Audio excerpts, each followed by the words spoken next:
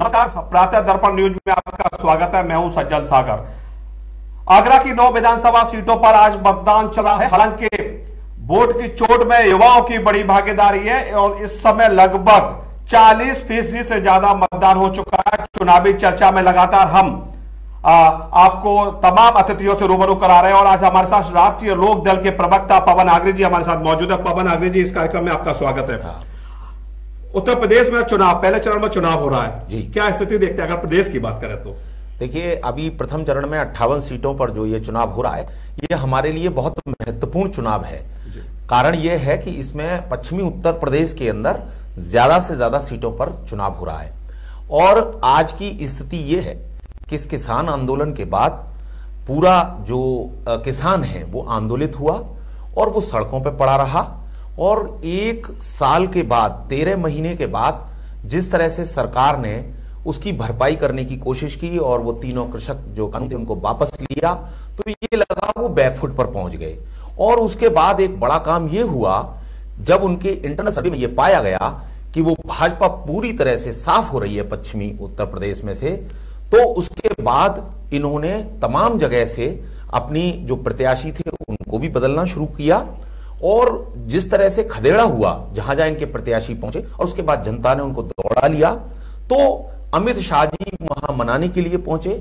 लेकिन आप भी जानते हैं कि उसमें इनके पार्टी की कुछ नेता थे और उन्होंने कहा कि जयंत चौधरी जी गलत घर में चले गए हैं, यानी कि उन्होंने जयंत चौधरी जी को राष्ट्रीय फलक पर अपना नेता मान लिया और जिस तरह से उन्होंने उनकी ओर इशारा किया और जयंत चौधरी ने कहा कि मैं चवन्नी नहीं हूं जो पलट जाऊंगा, उसके बाद कहीं ना कहीं पूरे केंद्र बिंदु में हमारे जयंत चौधरी छाए रहे।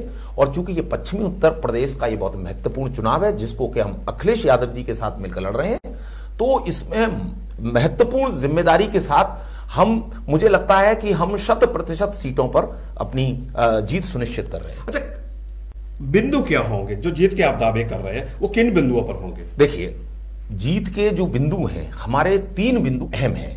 एक बिंदु है हमारा, क्योंकि इस प्रदेश के अंदर सबसे ज्यादा जो विद्युत का जो बिल था उसको लेकर लोगों में बहुत आक्रोश रहा। 9.5 रुपए यूनिट बिजली, तो जो 300 यूनिट जो फ्री बिजली का जो वायदा जो अखिलेश और हमारे रालोद की जो संयुक्त गठबंधन है उसके द्वारा जो किया गया है, ये कि बहुत महत्वपूर्ण मुद्दा बनने जा रहा है।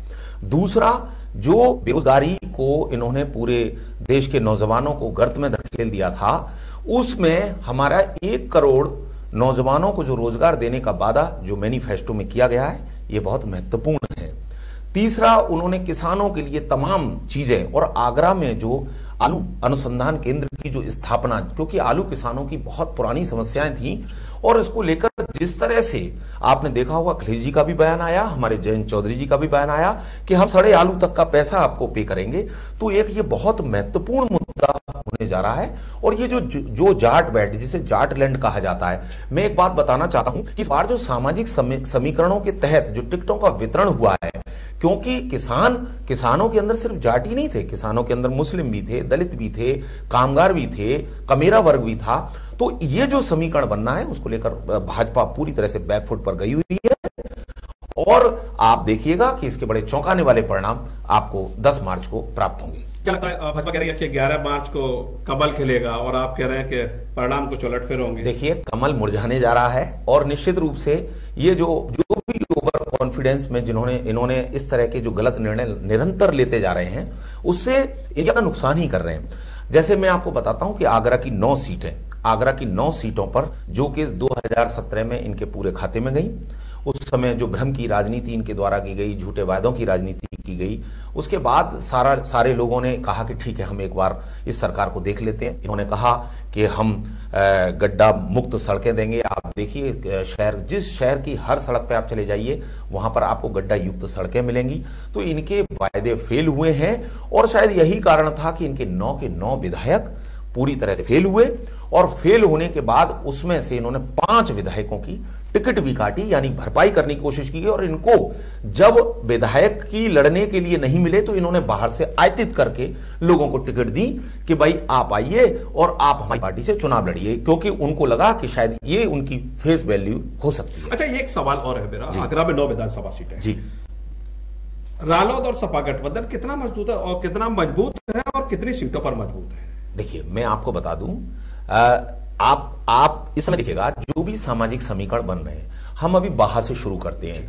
बाहा में जो मधुसूदन शर्मा हैं, जो हमारे सपा रालोद के संयुक्त गठबंधन के प्रत्याशी हैं, उनकी जो रानी पच्छालिका सिंह जी हैं, जो मौजूदा विधायक हैं, उनके साथ हो रही है। जो राजघरानों की जो परंपरा चली आ रही थी, पहले भी मधुसूदन शर्मा उस किले को ढहा चुके हैं और उस समय वो दूसरी पार्टी से चुनाव लड़े थे। लेकिन आज की जो तारीख है, उस तारीख के अंदर जो निषाद वोट है, जो जितेंद्र वर्मा को पार्टी में लाकर, क्योंकि पहले भी वो सपा के जिलाध्यक्ष रहे हैं, फिर वो बाद में भाजपा से वो विधायक बने, लेकिन उसके बाद यदि चुनाव के ऐन मौके पर उनको लाकर यदि समाजवादी पार्टी ने जिलाध्यक्ष बनाया है, तो जो निषाद वोट है और जो जिस तरह से अंशु रानी जी को उन्होंने बुलाकर मंच पर कहा कि गरीबों की रानी तुम मंच पर आ जाओ, एक इस तरह का एक माहौल पैदा हो गया है बाहा के अंदर कि बाहा के अंदर अब सीधी फाइट हो रही है। और मुझे लगता है कि 101% जो हमारी पार्टी के जो मधुसूदन जी हैं वो वहां से जीत रहे हैं। लेकिन आगरे जी एक सवाल ये अंशु रानी का, जैसे आपने नाम लिया, जी, आपने कहा रानी अंशु रानी, लेकिन एक रानी वहां से खुद चुनाव मैदान में जो पहले जीत चुकी है, कैसे ऐसा? देखिए, मैं आपको एक बात बता रहा हूं कि जिस तरह से बीजेपी के जो विधायक हैं, इनके द्वारा आगरा के डेवलपमेंट के लिए कोई काम नहीं किया गया, तो उनके प्रति जनाक्रोश है। अब वो किसी समीकरण के तहत यदि उनकी टिकट नहीं काटी गई है और उनको दोबारा टिकट दी गई है, तो जनता, ऐसी बात नहीं है, आप जानते हैं कि जो सिटिंग एमएलए होता है उससे जनता अपने कामों को लेकर नाराज भी होती है और वो परिवर्तन के रास्ते ढूंढती है। वो चाहती है कि नया व्यक्ति आए जो हमारे साथ खड़ा हो। तो चूंकि वो पहले से विधायक रह चुके हैं मधुसूदन जी, अब मैं आता हूं आपकी फतेहाबाद सीट पर। तो देखिए, फतेहाबाद की सीट के जो समीकरण है, उस समीकरण के अंदर छोटेलाल वर्मा को भाजपा के द्वारा टिकट दी गई है और वहां से हमारी जो गठबंधन प्रत्याशी रूपाली दीक्षित, वो एक पढ़ा लिखा युवा चेहरा है और जिस तरह से अखिलेश जी ने उन पर दांव खेला है, ब्राह्मण मतदाता वहां एकजुट होकर उनको वोट कर रहा है। अब आप आ जाते हैं निषाद। लेकिन सवाल एक और बड़ा है जी, रूपाली दीक्षित के पिता अशोक दीक्षित, वो भी चुनाव लड़ चुके हैं, बाहुबली के नाम से जाने जाते हैं, जनता कैसे साथ देगी उनका? देखिए, ऐसा होता है, बाहुबली कौन नहीं है?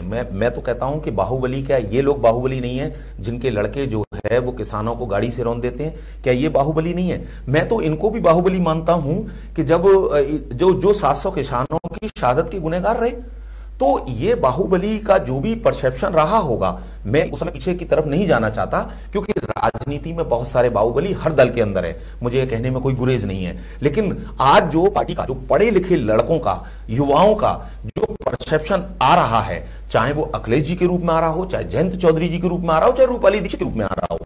अब मैं आता हूं, आप देखिए, एक बड़ा सवाल मेरा ये है, जितेंद्र वर्मा वर्तमान विधायक, जी ठीक है जी, टिकट नहीं दिया, बीजेपी छोड़ के सपा में आ गए, जी जी, निषादों का बड़ा बोलबाला रहा, छोटेलाल वर्मा भी वहां से चुनाव लड़ रहे हैं, तो फिर रूपाली दीक्षित कैसे इतनी मजबूत हो रही है? देखिए, रूपाली दीक्षित के मजबूत होने का कारण एक मात्र यही है कि यदि निषादों के वोटों की बदौलत यदि पहले भी तो जितेंद्र वर्मा जीते हैं, दूसरी बात यह है कि छोटेलाल वर्मा के द्वारा जो जिस तरह की जो बयानबाजी की गई है, वहां अनिकाश के लिए की गई है, चीजें की गई है, तो लोगों में आक्रोश है। और ऐसी बात नहीं है, निषादों में हमारे जितेंद्र वर्मा जी का भी पूरा प्रभाव है और यदि वो 30 से 40% वोट का भी यदि वो डाइवर्जन कर ले रहे हैं, तो बाहा और फतेहाबाद हमारी सुनिश्चित रूप से निकल रही है। चलिए, एक और बड़ा सवाल मेरा यह है कि आगरा छावनी से प्रदेश सरकार में जो राज्य मंत्री है डॉक्टर जीएस धर्मेश चुनाव लड़ रहे हैं, फतेहपुर सीकरी से चौधरी बाबूलाल चुनाव लड़ रहे हैं जो पूर्व सांसद है, और इसके साथ ही मैं आपको बता दूं कि एक और बड़ी हॉट सीट मानी जाती है ग्रामीण विधानसभा, वहां से उत्तराखंड के पूर्व राज्यपाल बेबी रानी मौर्य चुनाव लड़ रही हैं। गठबंधन के 2 प्रत्याशी हैं, एक रालोद के 2 प्रत्याशी हैं, एक समाजवादी पार्टी के प्रत्याशी हैं। तीनों सीट काफी हॉट मानी जा रही है। ऐसे में गठबंधन के प्रत्याशी यहां कितने मजबूत है? देखिए, आपने कहा, सबसे पहले मैं आता हूं आगरा ग्रामीण सीट पर।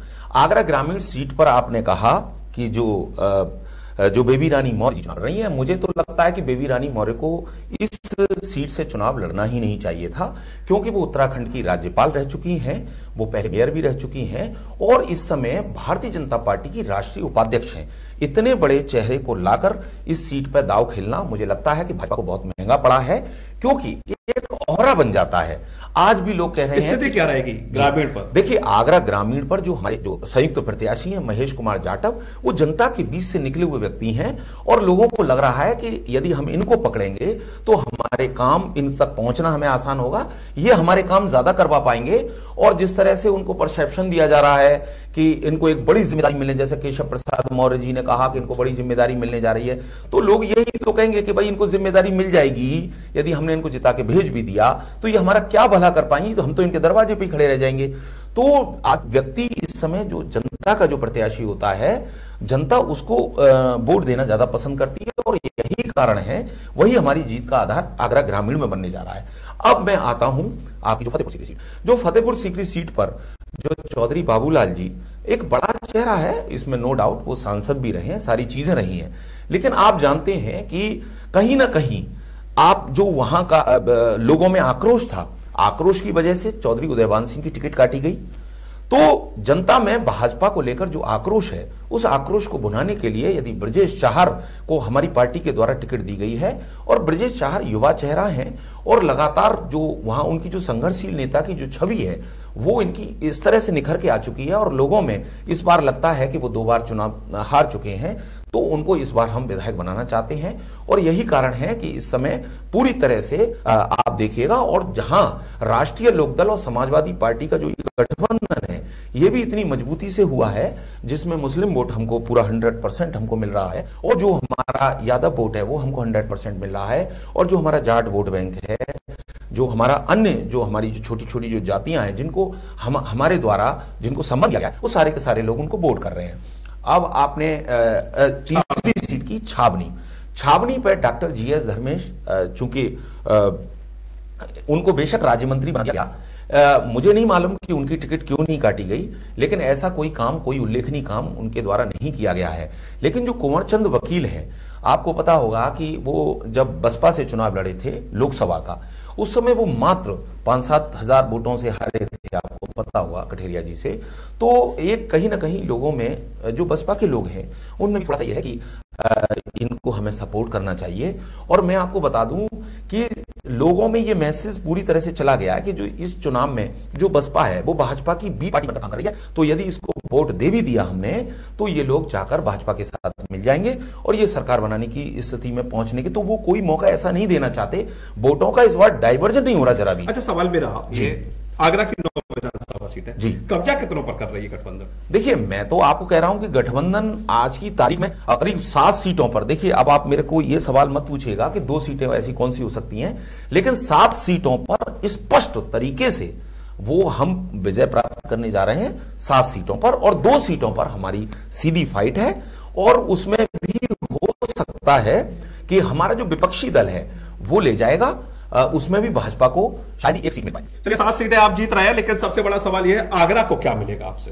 देखिए, आगरा को मिलेगी हाईकोर्ट बेंच।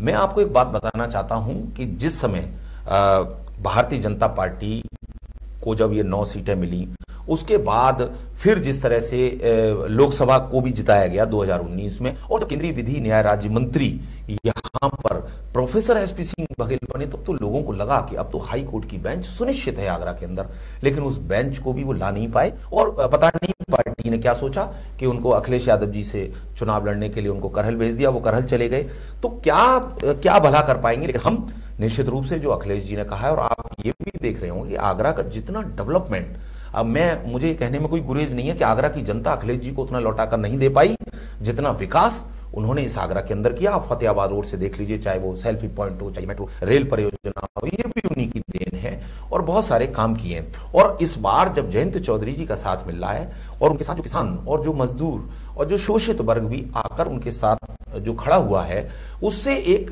इस तरह का माहौल बन रहा है। और वो तमाम, जैसे हमने कहा ना कि हम 300 यूनिट बिजली जो फ्री देंगे, ये किन लोगों के लिए? गरीब तबकों के लिए। इस पर मैं एक और बात साफ कराना चाहूंगा आपसे। ये 300 जो यूनिट फ्री बिजली देने की बात कर रहे हैं, ये आखिर होगी किसके लिए?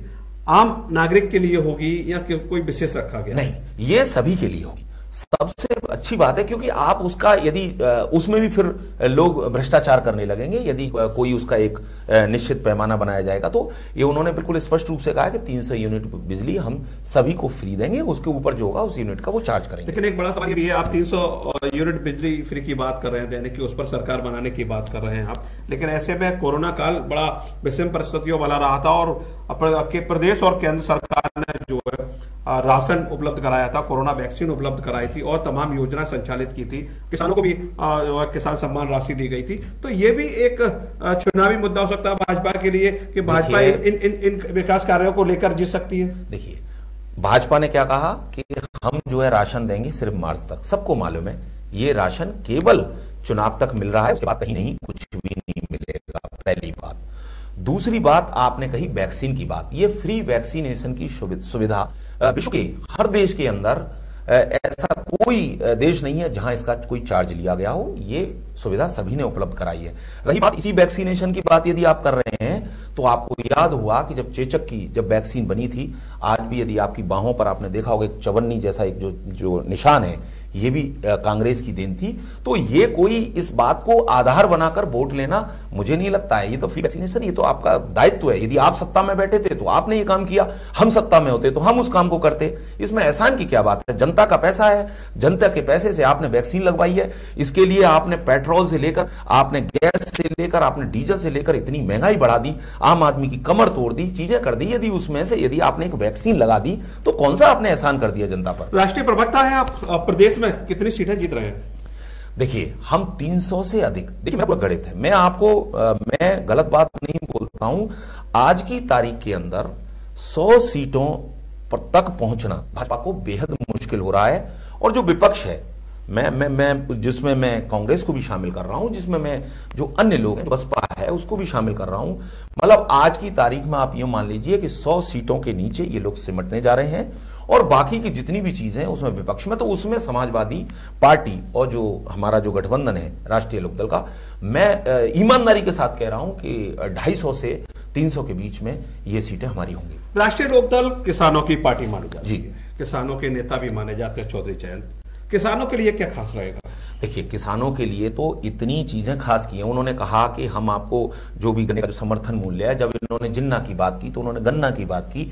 आपको पता है इनका केवल मकसद सिर्फ इतना रहा कि इस पूरी जंग को, इस चुनावी जंग को हिंदू मुस्लिम में तब्दील कर लिया जाए। लेकिन शायद पश्चिम में ये पहली बार ऐसा हो रहा है कि किसान इनकी कुछ भी सुनने को तैयार नहीं है। किसान नेता भी साथ में है क्या आपके? राकेश टिकैत की बात करें, कहां जा रहा है समर्थन? देखिए, आपने देखा होगा भी नरेश टिकैत जी के घर पर गए, नरेश टिकैत जी ने मतलब उनके सर पर जयंत चौधरी जी के साथ खाना खाकर उनको आशीर्वाद प्रदान किया है। और भारतीय किसान यूनियन के वही अध्यक्ष हैं नरेश टिकैत जी। और रही बात राकेश टिकैत जी की, तो राकेश टिकैत जी भी उस बात को बहुत अच्छे से समझते हैं, क्योंकि जिस समय किसान आंदोलन बिल्कुल दम तोड़ने के कगार पे था, उस समय चौधरी अजीत सिंह जी जिंदा थे। उन्होंने एक फोन कॉल किया था कि आप चिंता मत करिए। जब उनकी आंखों में आंसू आ गए थे तो उनको उन्होंने कहा, और उसके बाद राष्ट्रीय लोकदल का एक एक व्यक्ति जो उनके समर्थन में कूद गया था। और उसके बाद जो लहर चली है, आप देख रहे हैं, जो पूर्वांचल से पश्चिमांचल तक जो ये जो लहर चल रही है। राकेश टिकैत साथ है क्या? बिल्कुल। लेकिन एक अभी चुनाव से पहले उन्होंने एक वीडियो जारी किया था और उन्होंने कहा था कि गठबंधन को मेरा समर्थन है। उसके बाद अगले ही दिन उन्होंने उसका खंडन कर दिया कि नहीं, मैंने ऐसी कोई बात नहीं की और मैं किसी को कोई समर्थन नहीं करना चाहता। और आप साथ की बात कर रहे हैं। देखिए, मैं आपको बात बता दूं, उन्होंने पहली बार तो कहा ना कि हम गठबंधन के साथ हैं। हो सकता है क्योंकि किसान यूनियन का है, ये दबाव उन्होंने बदला। यहाँ ये नहीं, दबाव नहीं, ये हो सकता है कि उनको ये लगा हो कि हमारी गैर राजनीतिक एक यूनियन है, तो हमें शायद एक सीधे सीधे नहीं कहना चाहिए। लेकिन जब वो ये कह रहे हैं कि आप भाजपा को हराने के लिए वोट करें, तो इसका मतलब क्या समझा जाए? इसका मतलब तो यह है कि गठबंधन ही एकमात्र विकल्प है और उसको वोट मिलने जा रहा है। आप जानते हैं कि जो अन्य पार्टी हैं वो तो कहीं फ्रेम में भी नहीं है।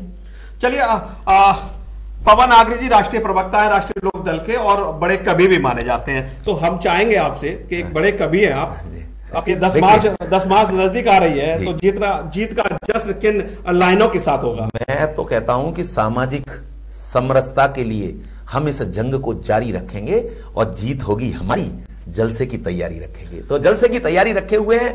10 मार्च को केवल परिणाम आने दीजिए और आप देखेंगे इस पूरे उत्तर प्रदेश का इतिहास बदलने जा रहा है और जो युवा नेतृत्व की सरकार बनने जा रही है, किसानों की सरकार बनने जा रही है, नौजवानों की सरकार बनने जा रही है, महिलाओं की सरकार बनने जा रही है, तो आपको एक नया परसेप्शन देखने को मिलेगा। क्योंकि ये जो युवा चेहरे हैं दोनों, अखिलेश जी और जयंत जी, इन दोनों में जो बॉन्डिंग है आप देख रहे होंगे, इनकी बॉडी लैंग्वेज देख रहे होंगे, जो एक दूसरे को जो सम्मान देने का आपने तरीका देखा होगा जो संयुक्त रैलियों में। तो मुझे लगता है कि हम एक बहुत बड़े फलक पर एक राष्ट्रीय नेतृत्व के रूप में हम अन्य में जो हमारा 2024 का चुनाव होगा वो देखना, वो इतिहास लिखेगा।